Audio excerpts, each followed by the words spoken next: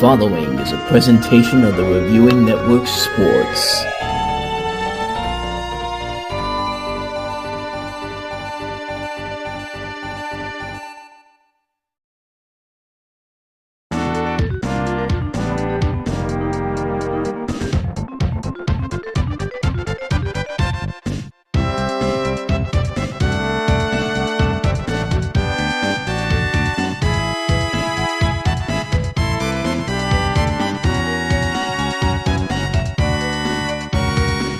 Hello everybody and welcome to another exciting episode of the NFL Network and the first official one of the NFL season, as we're now just less than 48 hours away from kickoff in Philadelphia as the Cowboys will take on the Eagles this Thursday to kick off the 2025 NFL season.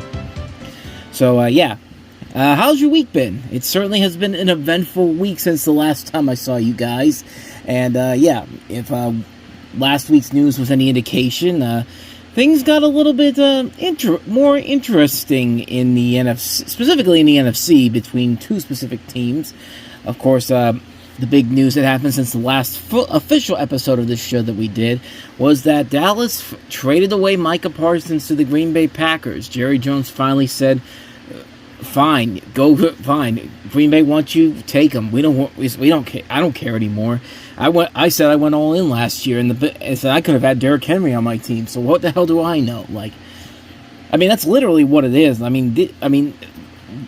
talked about it already in another video that I did after the news broke, but man, that really just does change some things here. In terms of my predictions, I think Green Bay actually may win a game or two more. I still don't think they're going to win the division, but that division just got much more competitive, as if the NFC North wasn't already competitive as it was. But we will delve into that as time will go on here throughout the course of the season. And since this is officially now week one, I can finally go ahead and do the first official week one NFL Power Rankings. Last year when I started the show, I started in week 2.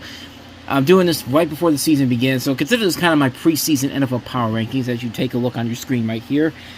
And, it definitely is a list, alright.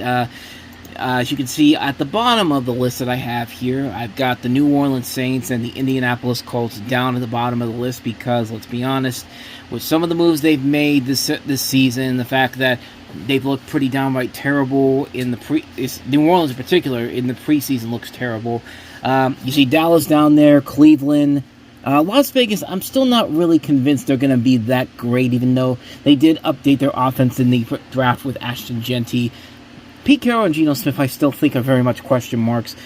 Carolina, tough to put a call on them. So is the Jets. That's why they're down at the bottom of the tier. You see 21 through 25, Seattle, Atlanta, New York, Tennessee, the New York Giants, I should say. They are a little bit better than the Jets, and I think they will be better than the Jets this season.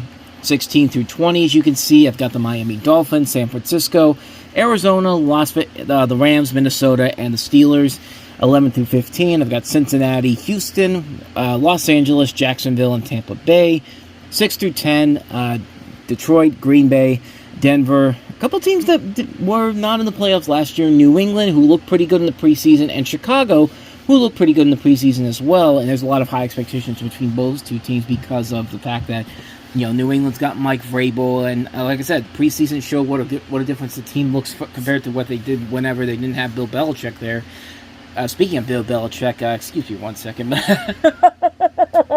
Oh my God, what the hell was that game in your North Carolina head coaching debut, Belichick? That was, that was rough, but hey, after everything you did to my Steelers over the years, I'm going to enjoy every single laugh-out-loud moment of how badly that game ended. They started off strong in that game, but yeah, poetic justice, Bill. Poetic justice after what you did to my Steelers. Everything that's happened to you since then, you reap what you sow. And I'm only saying this now because we know this team's going to get better as the season goes on. The Tar Heels will get better as the season goes on, and certainly in the next year. But right now, I'm going to enjoy every moment of this because that was a gloriously bad performance from the North Carolina Tar Heels on Monday night. But But anyway, that's the New England Patriots. The Chicago Bears, as I said, sort of the same thing with the Patriots.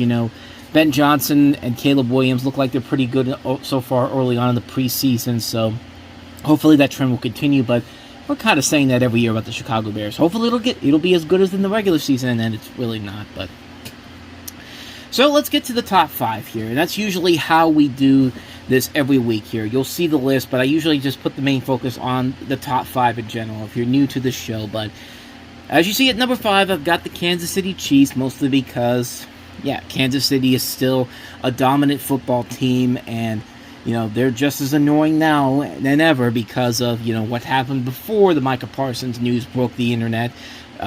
Travis Kelce and Taylor Swift are getting married. Ooh, who gives a crap, man? Like, honestly, I would not be shocked at all if they're already planning. Like, if Kansas City gets to the Super Bowl and wins it, they're gonna have their wedding in the post-game show. Book it. That'll probably happen, but Kansas City is still a dominant team, and when it comes to the postseason, if you can't get past Patrick Mahomes, you're not going to amount to anything. And right now, I think Kansas City still very much is in contention is in the top 5 best teams in the league going into the season. At number 4, just a little bit ahead of them, I have the Baltimore Ravens, and that's mostly for the regular season. Because let's be honest, in the regular season, the Ravens are dynamite. When it comes to the postseason, though, they not only can't get past Patrick Mahomes, but they can't get past Josh Allen. And if you can't do any of that, then, like I said, you pretty much don't deserve to be in the Super Bowl at this point. But like I said, they'll probably be good in the regular season, but postseason, I would not be shocked at all if they are nowhere near the AFC Championship game. Is what I want to try to say, but I digress. Number 3, actually kind of a surprise considering how well this team turned itself around in the last year. The Washington Commanders, even though I have them slightly winning the division this year over Philadelphia, they are actually below the Philadelphia Eagles, since I'll get to them in a minute. But the Washington Commanders, they look pretty good whenever they had the starting offense out there. When they didn't have them out there, very iffy. So, and also the question will be, can Jaden Daniels avoid the sophomore slump that most people after a successful rookie season usually have? So far, it's looking like he's doing a good job, but then again, only time will tell if that will continue into the regular season. At number 2, we have the Philadelphia Eagles, which, they still look pretty good overall. They have a lot of weapons on that team, both offensively and defensively. Start of the season, I think, will be a little bit rough because of the injuries to A.J. Brown and also Landon. Who was it? Landon Dickinson. Landon Dickinson, I think it was the one who got injured. Because I know A.J. Brown got injured, but I think it's Landon Dickinson. Yeah, Landon Dickinson. But it looks like he's not going to miss a whole lot of practice, so he may play this week. It's this Thursday, so we'll wait to see what happens there. Still too early to tell on that one. But the Philadelphia Eagles look primed and ready to head back to another Super Bowl, which, considering how well they've done the last couple of years, actually going to more Super Bowls than they did when they didn't have Nick Sirianni there. There's a possibility they could be back there in February for trying to hoist another Lombardi Trophy. But the number 1 team, which I think I had as my early number 1 team last year, and I still think this is their best opportunity to make it back to the Super Bowl and actually exonerate some demons. The Buffalo Bills, I still have them at number 1 on this list, and as I said last week, their window is slowly but surely closing, and they're really running out of opportunities to really get something going there before it's too little too late, and that's why I have them still up at the number 1 spot. I think they are primed and ready. Josh Allen coming off that MVP season. They've re-signed a lot of their star players. They brought in some new talents and Joey Bosa coming into the team. But the big question will be for Josh Allen, can he get past Patrick Mahomes? Because if he can't get past Patrick Mahomes, this great stretch run he's had, he's the MVP, but it'll be all for naught if he's not hoisting the Lombardi Trophy or getting close to playing for the Lombardi Trophy sooner rather than later. But I still believe in the Buffalo Bills. I still think they will be the top team to beat this season. They had a great season last year. Just couldn't get past Mahomes when it mattered the most. Yeah, you can beat him in the regular season all you want to, but when it comes to the postseason, you better be able to play as good as you did in the regular season. Because, yeah, that regular season Josh Allen, when he beat Kansas City, just seems to dissipate every time he goes against him in the playoffs. But, again, that's probably the refs helping out too, so take that for what you will, But anyway, that is the power rankings for this first week. We will see how this radically changes into next week, no doubt about it. So, with all that said, let's get to my official Week 1 NFL prediction. So let us begin the 2025 NFL season with the Thursday Night Football kickoff game, and that is, of course, the Dallas Cowboys at the Philadelphia Eagles, which the NFL puts the Cowboys on there just to tease their fans into thinking that this will finally be the year for the Cowboys. This will be the year. I mean, why wouldn't they? Why wouldn't the NFL think that if they keep putting this on during the kickoff game? Well, they do that because they love screwing with your expectations, and considering that you're going up against the Philadelphia Eagles and you just had one of the worst weeks of the last in recent memory, and that's saying a lot for your team. Yeah, I wouldn't get too comfortable with this entire situation. In fact, I think the Dallas Cowboys really are more doomed this year under Brian Schottenheimer, and it's mostly just because you just got rid of your top defensive weapon in Micah Parsons, and you're going into Philadelphia which had one of the best running games last year with Saquon Barkley, and you have a mobile quarterback still in the prime of his career with Jalen Hurts. I mean, obviously, I think what Philadelphia's game plan is going to be is pretty much right there for you, especially with no A.J. Brown there. So, yeah, there's a lot of complications for both teams in particular, but really, Philadelphia is looking like they're going to be A-okay on Thursday compared to Dallas in general. I mean, Dak can throw the ball as many times as he wants to. If the defense can't stop the Philadelphia Eagles from going down the field and using the tuck rule, I don't know what else to tell you, man. So, not really much of a shocker on this one, I would think. I'm going to go ahead and say the Philadelphia Eagles will easily win the first game of the regular season. It might be a lower scoring game considering no A.J. Brown, but if the defense is as good as it was last year, which it should be, this should be a very painful opening game for the Dallas Cowboys to start the 2025 season, as if you didn't have enough pain as it is. So let's go ahead and move on to the Friday night game in Brazil, the Sao Paulo game between the Kansas City Chiefs, the reigning AFC champs, and the Los Angeles Chargers. And, if the NFC North is the toughest division in the NFC, the AFC West is now the toughest division in the AFC because, unlike 2022, there is a lot of good talent on all four teams, but one team, sadly but surely, has to be the scapegoat here, and it's not going to be one of these two, I don't think. Kansas City, I think, still has the pieces there to really dominate this division again. There is some competition in one other team that we'll get to. The Chargers last year they looked pretty strong early on, but then in the playoffs, they unfortunately went the same fate as the last time they won the playoffs.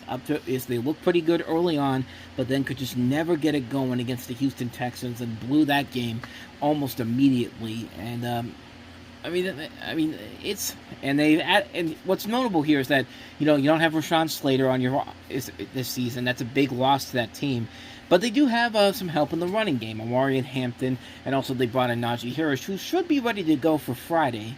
And they're going into Brazil. The last time they went to Brazil, though, the last game they played was between the Packers and the Eagles, and that did not, there was a lot of field concerns in that one. And, of course, Jordan Love got injured in that game. Ended up missing a couple games early on in the season, but the Packers still made the playoffs that year. So it's going to be very tough for this. What am I trying to say here? They should be able to have fixed the problem from last season, and I think it's going to go much smoothly overall. And I think the Chargers will be better in terms of the running game here, but I'm just going with a team that has dominated this division for the longest time. Kansas City, I think, will find a way to win this game, no question about it. It will be close. I think the Chargers will try to make it a game, but give me Kansas City to win this one on Friday in Brazil. And, of course, that game will be streamed here on YouTube. Not here on this channel, although I wish that would happen, but no way the NFL is going to give me millions and millions of dollars and a full-fledged production team to actually go ahead and do that. So that's why I got to do my cheap version of an NFL game by just telling you what's going on during the live games, which we'll get to that later on. So Those are the games before Sunday. Now let's get to Sunday's action. And we'll start off with maybe the biggest one in the early 1 o'clock window on Sunday, the Pittsburgh Steelers and the New York Jets. Now, this one is notable because the two quarterbacks that started the season for both teams have now switched places with other teams. Of course, Aaron Rodgers is now a Pittsburgh Steeler. Justin Fields is now a New York Jet.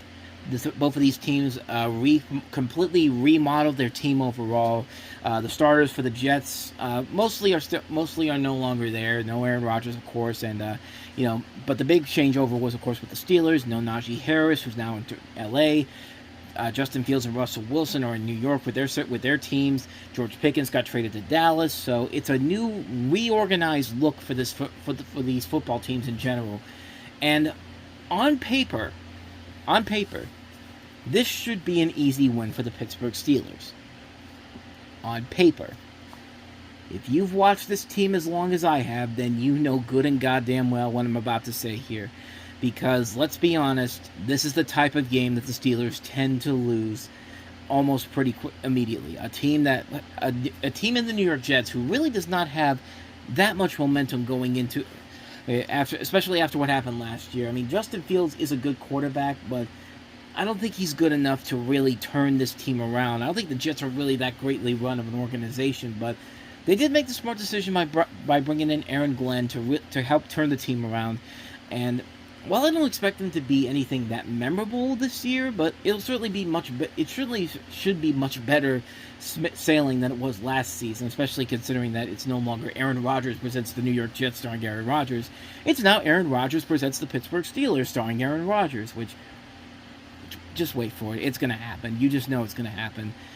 But but in all honesty, like I said, most people would say, oh, this is the Steelers' game to lose. No question the Steelers are going to win this one. And I just can't see it, man. For some reason, I just have this feeling that the Steelers are going to come in very unprepared for this, and the Jets will just take that and just use it, because Steelers have not played Aaron Rodgers. They haven't played DK Metcalf. That's supposed to be the critical part of your offense now. There's definitely improvements with Roman Wilson, Calvin Austin. They just re-signed Jaylen Warren to a big deal. Caleb Johnson's looking pretty good in the early part of the preseason. Defense overall should be pretty good, even though there's not going to be a Derek Harmon sighting this week because of the injury he suffered in the Carolina game. But he should be ready to go for the next game. So, yeah, on paper, this should be the Steelers to win. But I just have that feeling that the Jets are going to be more prepared because they played their starters in the preseason. They've already established a connection early on in those early games. So I think that's going to really come into play in the regular season, especially in a game like this. I'm going to be a shocker and say that the Jets will win this one over the Steelers. I think the Steelers won't be prepared for this one, and by the time they get it together, it'll probably be too little, too late. So probably the shocking pick of the week for me. Give me the Jets over the Steelers. I just have a bad feeling about this game, and let's be honest, just the season in general with what they've done with this team. Which means now we turn the attention to two other teams that are trying to get things back on track: the Carolina Panthers at the Jacksonville Jaguars. Jacksonville, of course, brought in Liam Cohen to coach the team in general, and the Carolina Panthers are still trying to work with Bryce Young and turn him into the number one pick that he's supposed to be. But Carolina looked better last year overall, but still not enough to make me say that they're going to turn it around in general. I think there's still a lot of a lot of a managerial problem, especially with David Tepper with the Carolina Panthers, that still need to be addressed. But Jacksonville looks like they're in a better position than they were in Doug Peterson's last year. I mean, they got the head coach they wanted. They got somebody. They basically turned the team around, and there's a lot of high expectations for Brian Thomas Jr. after his first year, and especially Travis Hunter with his first season coming. I mean, the Jaguars gave up a lot of draft capital to get him in the NFL draft, so you better believe he's going to be put into some good use here. And I think Jacksonville dominates this game in this first one here. I think they will. I think they show everybody that, hey, we're for real this time, and I think they do give the Houston Texans a run for their money here in this division this season. So I'm going to go ahead and give Jacksonville the win in this one. Give me Jacksonville to beat Carolina in the first game of this season. which means now we turn the attention over to the Miami Dolphins and the Indianapolis Colts. The Colts starting Daniel Jones for the start of the season. Anthony Richardson Jr., they're basically just saying, yeah, we're done with you. We tried nothing, and we're all out of ideas. So it's Daniel Jones' show for the Colts.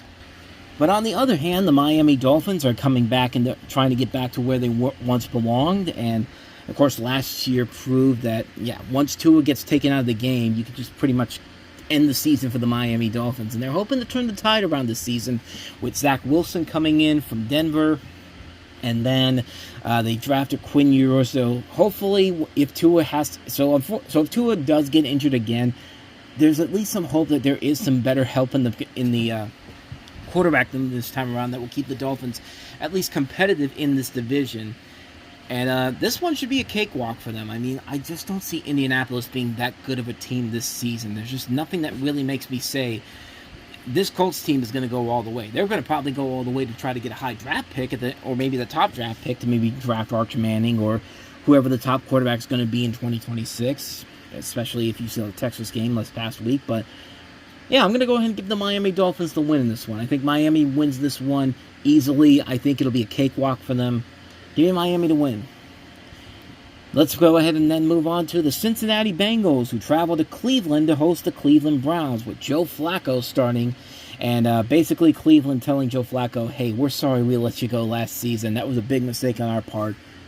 You've won the starting job. Go ahead and take it, my friend. But yeah, because really, they looked a lot better with Joe Flacco as the quarterback of the Browns than they did with Deshaun Watson ever did. And yeah, so that's something to take into consideration for this particular game. But the Cincinnati Bengals are hoping to turn the tide around after a couple of seasons where they've missed the playoffs. And last year they showed a little bit of promise at the second half of the season. They spent heavily on the defensive side of the ball in the draft, and they finally got everybody they needed to come back. Trey Hendrickson signed, Shamar Stewart signed. So this is probably their last real good chance to actually try to make another deep playoff run again. And they have failed to win the first game as is for the last couple of years now. I think they haven't won an opening game probably since 2018, if I'm not mistaken, because I don't think they've won since Joe Burrow has taken over in opening weekend. I could be wrong on that, but I think they break that record this time around. I think they get their first opening day win since 2018. I think they go into Cleveland, they beat the Browns, no problem. I'm taking the Bengals to win this one. Bengals, I think, will win the first game of the season for the first time in 7 years. Give me them to win it over the Cleveland Browns. So that takes us now to the Las Vegas Raiders at the New England Patriots. And as I said, the New England Patriots are a team to definitely watch for. They'll hopefully get back to where they once were. Mike Vrabel coming in as the head coach. They played very well in the preseason. They look like a team that could show Drake May getting into that second level evolution with the moves they made, trading for Stephon Diggs, drafting Travion Henderson. The defense looks like it's coming on strong. This could be a New England team that could be back to the swing of things, which is pretty much bad news for everybody in the AFC, because heaven forbid that we want to see another New England Super Bowl run here. At least certain people in Pittsburgh would not like to see that, But then you have the Las Vegas Raiders, and the biggest question mark is Pete Carroll as the coach and Geno Smith as the quarterback. There are some bright spots in terms of Ashton Jeanty and also Brock Bowers, but at the same time, there isn't enough there to make me say that this Las Vegas Raiders team is going to be a team that will be competing in this very tough division overall. I think they are the odd man out in the AFC West division. I think that Los Angeles has a better chance than them, Denver has a better chance than them, Kansas City does. Las Vegas, not so much. So I'm not ready to say that Las Vegas is a game-ready team this season. So I say New England's going to win this first game of the season easily. I think they win this one and start the Mike Vrabel era on a high note. Moving on, we have the Arizona Cardinals at the New Orleans Saints.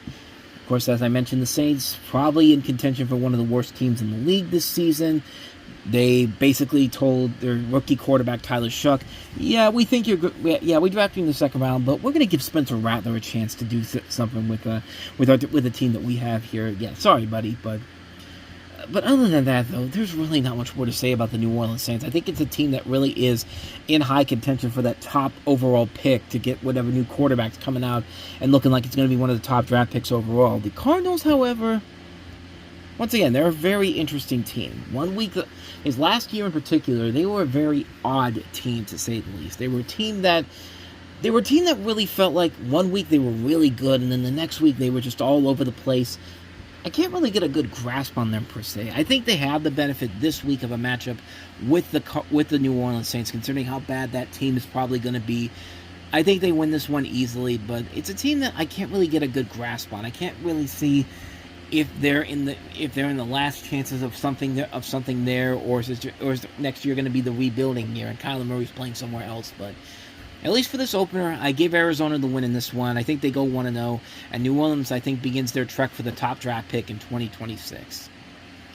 So let's go ahead and move on to an NFC South matchup between the Tampa Bay Buccaneers and the Atlanta Falcons, which the Falcons, surprisingly last year, beat out the Tampa Bay Buccaneers in the regular season, but yet it was Tampa Bay that won the division overall, and I think the obvious reason is that Tampa Bay is just a much better team than everybody else in that division. There's a lot of problems on all three of those teams, especially with the Falcons, who signed Kirk Cousins to a $100 million deal and then drafted a quarterback to take his place, and then he became the starter within this past season, this year, and it's just kind of like, and meanwhile Kirk Cousins is still there, just sitting there collecting $100 million. It's just kind of like what the fuck were you thinking when you made that decision? But plus, we don't even know if Michael Penix really is the future yet. I mean, they're starting him to be the next guy going forward. I mean, he had some promise last year, but I don't know. I just don't think it's a really good decision to try to make him the starter now. But then again, I guess you got to do it at some point. You can't go down the Green Bay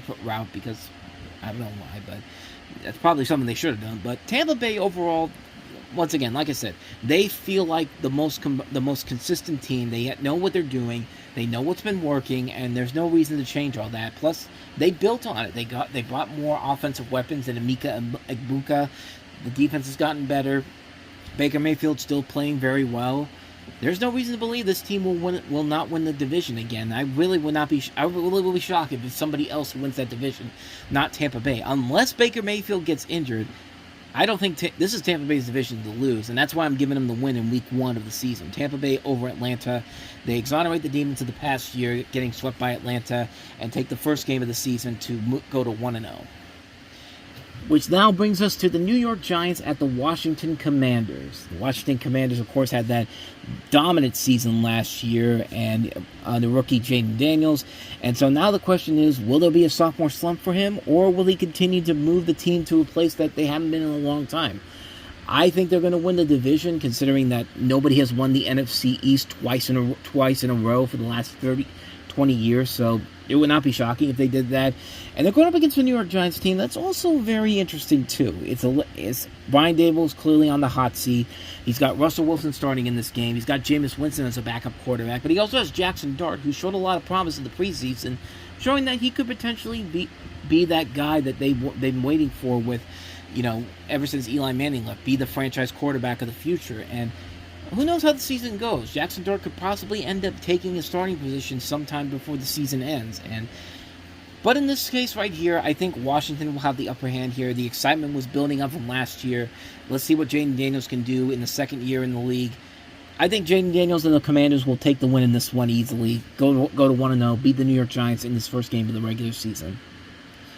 So heading into the 4 or 5 games, if you will, let's start off with the Houston Texans at the Los Angeles Rams, which the Rams, still very much a question mark whether or not Matthew Stafford will play in the first game of the season, which more than likely he probably will, but the Texans come into town. Texans, of course, have won the division in the last couple of years at 10-7 each year.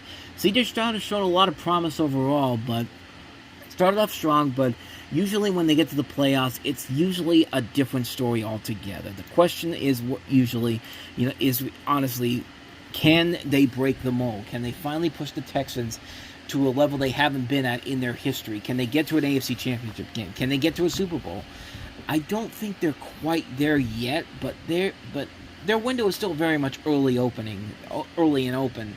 But it just depends on if the defense can get better. I mean, the last 2 seasons, they really slugged along in the second half of the season. Yeah, they win playoff games, but they always lose in the divisional rounds, and they just can't get past the critical games that they need to get to a championship game. And I don't think that's going to change this season, but at least in this first game, I think Houston has a better chance of winning this game than the Rams do. I think without Matthew Stafford, or a still banged up Matthew Stafford, it's going to be a little bit tougher for the Rams to get going. So I'm going to take the Texans to win this one. Give me the Texans to beat the Rams in this one.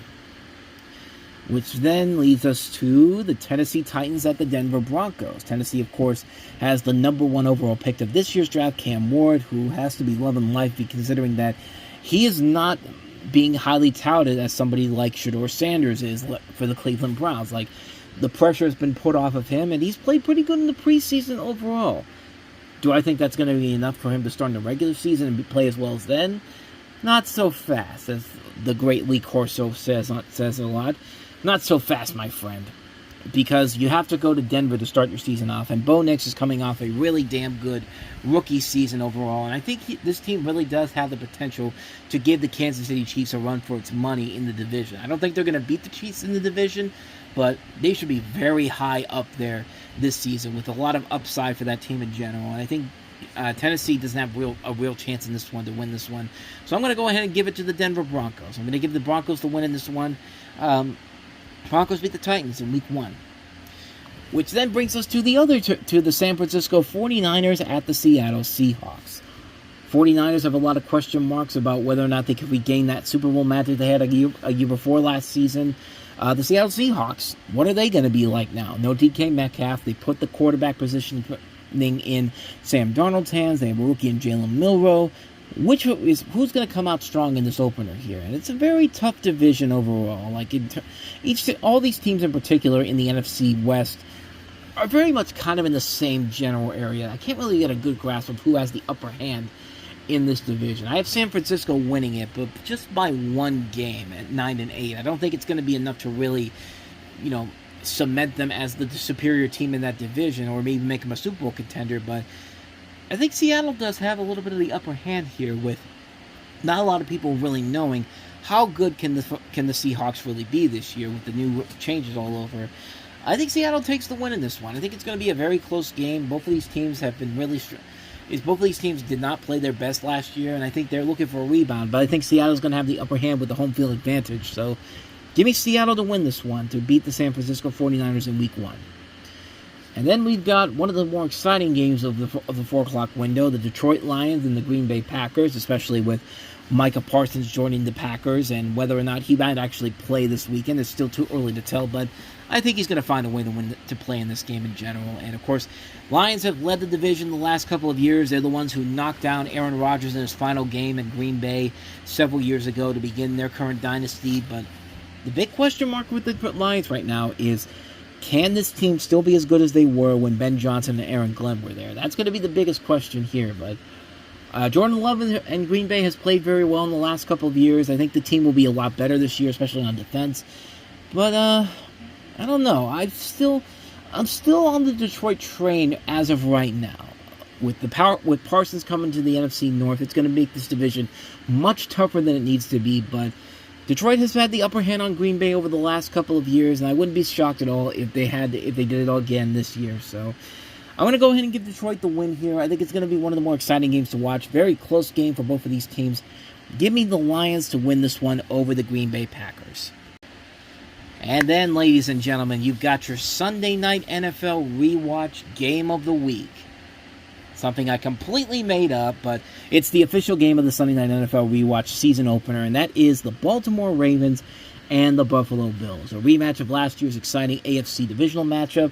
Of course, Buffalo beat the Ravens mostly because Mark Andrews couldn't catch the ball when he needed to in the critical moment of the game. But the Baltimore Ravens and the Buffalo Bills are still at the top of the AFC hierarchy, and they're two teams who are trying to get past the king right now in Patrick Mahomes. Lamar Jackson has been playing very well the last couple of seasons. He's won a couple of MVPs. Josh Allen, of course, won the MVP last season. As I said, the Buffalo Bills, this is currently a do-or-die situation for them right now. And so every win here every win is very important, as that window is slowly but surely starting to close in on them. I think the home field advantage is going to help the Buffalo Bills out in a big way. This is also their last year at Highmark Stadium, so every game is going to be an event at that stadium this season. So a lot of high expectations. The crowd will be rocking. The only thing that would make this a whole lot better is if it was snowing, because a snow game in Buffalo is always amazing to watch.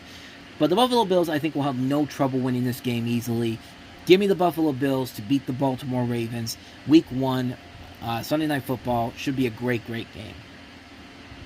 And last but not least, we have our last game. Monday Night Football kicks off its season with the Minnesota Vikings at the Chicago Bears. Minnesota, of course, went 14-3, lost the division to Detroit, and went to LA or Arizona because of the wildfires, and got their asses handed to them by the Rams. And I really am not too sure about Minnesota in general. Minnesota's always that team that I think over succeeds that people expect. Like, everyone expects the Minnesota Vikings to be one of the top teams in the NFL, when really, I think it's just a luck thing with them. Every time they win, I never feel like they win a game and it's right there, and it's because they were so damn good. They get lucky more times than you would expect them to. And of course, this year now, the big difference is that J.J. McCarthy is running the show, and this is his first time at the helm of an NFL team, considering that he missed out his 2024 season with that injury he had. Meanwhile, Caleb Williams has played very well last season, even though he was playing on a Matt Eberflus-led team that, led to many infamously bad losses. But like I said, the preseason has definitely shown that the Chicago Bears are indeed in a much better position than they were when Matt Eberflus was the head coach. They've shown it already in the preseason. I think they're going to be a tough team to beat in this conference overall. I think they'll definitely be up there with Detroit and Green Bay. And I think they will kick the crap out of Minnesota in their first game of the season. I think Chicago has the best opportunity to win this game. I just think they're a much better team than they were last year. And the question will be, is that going to be enough to get them to the next echelon that they want to be at? So we'll wait to see what happens there. But for now, though, I am giving the Chicago Bears the win over the Minnesota Vikings to end Week 1. And my final predictions overall, if you missed out on any of them, I've got Philadelphia over Dallas, Kansas City over LA, the Jets over the Steelers, the Dolphins over the Colts, the Bengals over the Browns, the Patriots over the Raiders, the Broncos over the Titans, the Bills over the Ravens, Jaguars over the Panthers, Houston over Los Angeles, Arizona over New Orleans, Tampa Bay over Atlanta, Washington over New York, Seattle over San Francisco, Detroit over Green Bay, and Chicago over Minnesota. So there you go. Those are my Week 1 predictions. Of course, let me know your thoughts down below. And also don't forget to check out our last episode we did last week, where I took a look at the 2025-2026 season predictions from me. And I'll see you back here next Wednesday. Pending on what happens, if we get another big breaking story about a massive trade, like I wouldn't be shocked if Dallas trades another one of its beloved players for pennies on the dime, but only time will tell on that front. But like I said, if you enjoyed this, check out our last video, check out our playlist, hit the like button, hit the subscribe button. Thanks for watching, everybody, and I will see you guys next time. Until then, take care.